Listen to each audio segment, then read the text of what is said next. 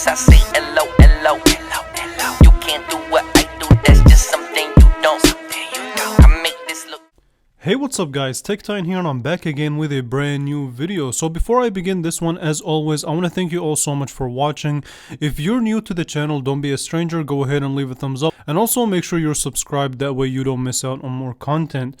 With that being said, today we're going to be reviewing the camera on the Samsung Galaxy A15 5G.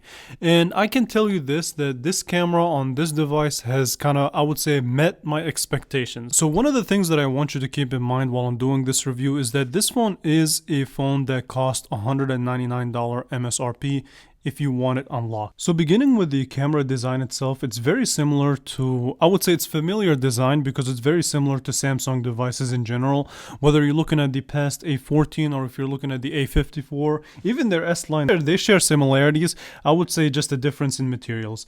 As far as your sensors go, you have a triple camera setup with your main sensor being a 50 megapixel sensor. You also have the addition of an ultra wide that was missing in last year's generation. So this time around you do get a 5 megapixel ultra wide at f2.2 and a 2 megapixel macro sensor that I can guarantee you that you will almost never use. And this phone is capable of shooting video at 1080p at 30 frames per second. You do get a front facing camera of 13 megapixel that is also capable of shooting 1080p at 30 frames per second. You do have digital video stabilization, so thumbs up for that. But more on that later on. Now if you look at the sides, so this camera will protrude quite a bit, so it's not going to sit still in a flat surface, so it will rock back and forth, and a case is highly recommended if you want to protect the camera lenses. As far as the camera interface itself, by default this camera will shoot at 12 megapixel pictures, so you do have to change it in the settings from 12 to 50 megapixels, but I don't recommend that, and I will tell you why later on when we do the photo comparison. But basically this interface seems to be a smooth, fast interface for the most part. If I had one complaint about it, it would be transitioning from the main sensor to the ultra wide, and even trying to get to the 2x is kind of sluggish and slow and not as responsive, but I can be a little bit patient. It's not the end of the world. This phone again is a sub $200 device, so it gets a pass in that regard. So everything else about this camera interface is simple, straight to the point, which is going to be great for a lot of people. I would say most people that will use this phone. Nothing too complicated, nothing that is hidden. And also one of the things that I discovered is that if you switch to the 50 megapixel sensor, you will lose the ability to switch to the ultra wide, which is, I don't know why. So maybe because it is a 5 megapixel when you use the ultra wide, but I feel like it should automatically transition to the ultra wide and transition to that 5 megapixel sensor. But maybe in a future software update. That's just something that I wanted to share with you all. Alright, so now let's really cover and dig deep into the picture quality. And this is where this phone, like I said, met my expectations. Let's begin. So here's the story behind the picture quality. So I would say that in a scale of 1 to 10, if I were to rate this as a $200 phone, it would get a solid 6 out of 10. So the pictures that this phone takes don't look half bad at all. However, they are missing a key feature that Samsung loves to put in their devices, which is kind of vibrance and saturations. So the pictures don't pop, and switching to the ultra wide, you will notice kind of a very strong loss in quality and loss in detail, and there's noticeable noise. Again, in this picture here you will see that the story stays the same, so the colors are washed. I would say that if this phone had kind of a little bit more saturation, a little bit more vibrance, it would make the picture look a little bit better. Maybe you can add that in post-production, but that's just up to you and how hard you want to work on your picture. But like I said, overall for a $200 phone, these pictures don't look half bad. This phone does a decent job in getting as much as it can as far as the focus on the subject goes. And in other situations where I would say, so this was a picture where it was after the rain, I took it, it actually looked decent. Obviously it's my fault, but I missed focus on the leaves, but the blame is on me. However, the picture itself still looks cool. Then again, the story becomes that in kind of dim environments and when the clouds are there, the pictures don't look as good, but when the sun is out, the pictures do look better. So lighting is key in all pictures in general. And the other thing that I want to say is that when I try to take pictures during sunset hours, they looked good. They didn't look half bad. So the warmth is there. I would say that the colors look a little bit better than these pictures that you saw in the past. And the dynamic range on here is not too shabby. It's not the greatest, but it's not that bad at all.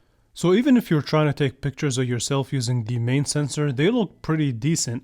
Obviously, we are in kind of artificial light environments, so they're not going to look as good as outdoor good lighting conditions, but you will see that also later on. If you do a little bit of post-production, then you can get better results, but again, that's up to you and how hard you really want to work on your pictures. And this is an example of how bad it can be in indoor conditions. So this picture of the painting just did not meet expectations when it comes to the colors, and like I said, they again do look more washed than outdoor conditions. So indoor photography is just not a good thing on this phone in general, and I blame that one on the artificial light, but then again I would blame it on the camera sensor. Moving on to dimmer conditions and kind of low light conditions. In low light conditions where there's still kind of lights out there, like your headlights or just street lights in general, it takes some respectable pictures. There's noise there, but it's not as obvious as it would be in a minute. You'll see that. But yeah, I mean, it takes not too shabby pictures, right? The blacks are there. They're not as saturated. They're not as dim or as black as I would like it to be, but it does the job. Obviously, when it gets really bad is when you have no light at all, and the picture would just become almost unusable, but you can still take it. As far as the selfie camera goes, it's an improvement from last year's generation, but that's not saying much anyway. It still is pretty good. And the video capability of this camera, like I said, it would shoot at 1080p at 30 frames per second. So take a look at the video capability. Here's a sample video and I'll get back to you on some final words. Hey, what's up guys, TechTine here, and this is your video test of the Samsung Galaxy A15 5G. So one of the things that I want to talk about is that the fact that this phone can only support 1080p at 30 frames per second, so no addition of 60 frames or slow motion or anything like that. However, it does have video stabilization, which is cool to see in a phone that costs literally less than 200 bucks. Now, one of the things that I noticed from my viewfinder, and I will analyze it, is that it does a pretty good job in focusing on closer subjects, right? So if I were to, let's say, do this, there's a good and a decent bokeh effect. However, I feel like the actual quality is not going to be up to par, but it met my expectations, that's what I will say. Okay, and one of the things that I also want to mention is that, which is something that I complained about last year's generation, is the fact that you cannot switch between the standard lens and the wide angle lens while taking video. You can, however, snap a picture, which is nice, but you can only kind of use the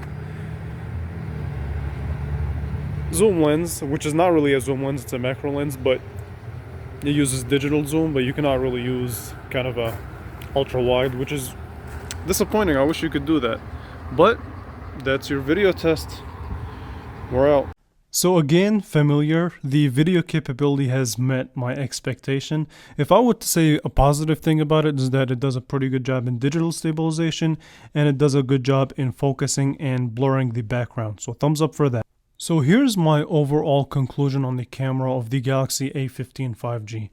I would say that it is an improvement over the Galaxy A14 5G. I wouldn't say it's substantial, but I would say there is definitely an improvement, especially with the addition of a wide angle lens.